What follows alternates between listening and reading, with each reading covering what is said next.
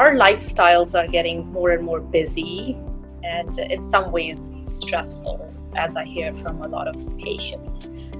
People are grinding a lot. I see a lot of patients.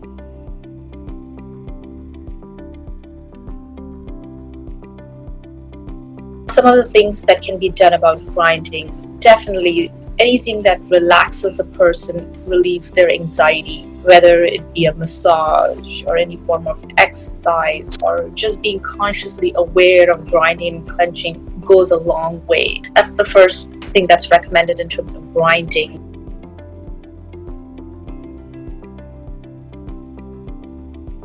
Sometimes people do need a lot more help in that situation. If you're grinding at night and you're not able to, keep that in check, we do make an appliance called a night guard.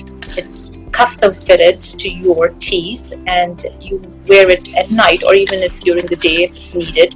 And it kind of at night reminds our minds and body that, okay, I'm grinding and I shouldn't be grinding. It almost acts as a shock absorber if you're grinding, so then it prevents cracks on the teeth by absorbing some of those shocks that you're constantly applying to your teeth when you have them clenched in one position.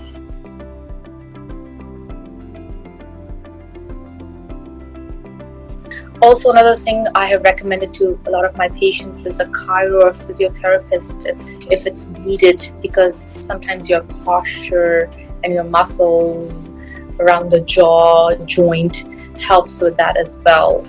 Due to grinding or clenching, your jaw joint sometimes starts to hurt. So physiotherapy or chiropractic help is useful for some of the patients in those situations as well.